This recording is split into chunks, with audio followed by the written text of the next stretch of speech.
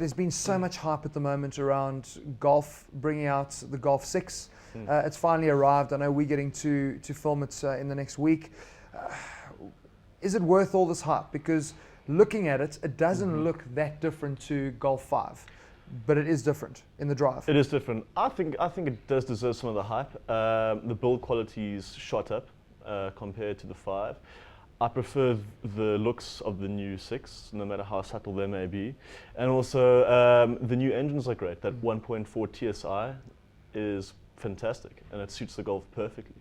I guess, Thomas, that's their main focus now, is that they're one of the first guys to move towards these small turbo engines across the board now, because of the 1.6 as well. And then obviously the GTR's coming out probably September, whatever it is. But exactly. What's it, 118 kilowatts in the FSI 1.4? Yeah, well, you get two versions. There's a 90 kilowatt 1.4 TSI, which only has one turbocharge on it.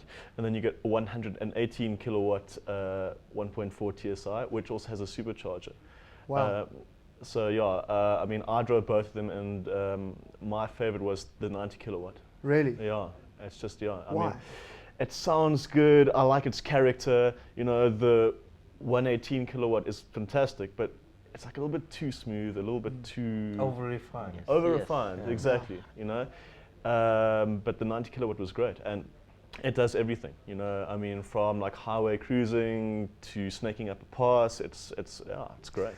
This is exciting stuff. And bring in your thing, because I'm glad that the guys are moving to the turbos in small cars, because when we drove that little Fiat Grande Punto, the T-Jet, unbelievable the performance in Gauteng, because now you can enjoy your car whether you're at the coast or up here. So I think it's a good thing, because the 1.4 is probably what most people are going to get into from a pricing point of view, because I can just imagine what it's going for. What's your impression of Golf 6? What did you find? Well, I love the design. It's an entire new design, and a lot of people seem to think that it is a Golf 5 if they've just changed the styling on the outside, but it has changed a lot. And I love the engines. I would agree with Thomas on the 90 kilowatt TSI engine, a phenomenal little engine. And if you take the 118 kilowatts, the gradual introduction of the turbo from the supercharger, you don't get that feeling of being in a turbocharged vehicle, whereas you get the sudden oomph and knock back when it does get boost pressure on your little TSI engine. And it's a really good car. It handles really well. I don't like the styling around the back, but on the outside it's a beautiful yet subtle little car. An interior, it's obviously going to be well specced. Of But course. I don't know about that. But you're going to pay for it. Oh yes. Exactly. Well, What are we looking at price?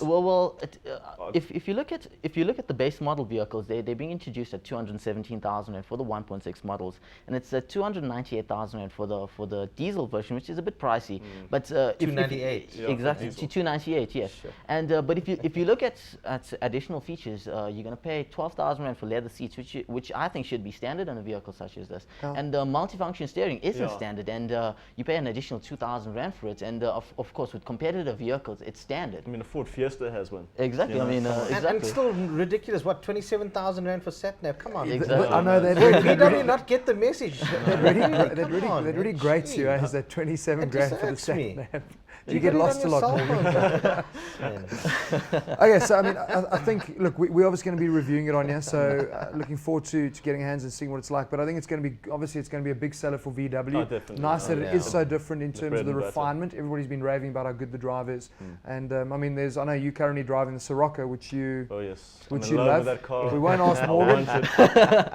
Yeah. Well, But I can just imagine when the GTR comes at bumped up to 155 kilowatts. 155 kilowatts. So I think yes. that's going to be quite enjoyable. Stonker, huh? Well, you know, as much as it's only a 7 or 8 kilowatts increase from the previous version, I think that it's much better off because there's less turbo lag, etc. And as a result, it will be a more impressive and quicker engine.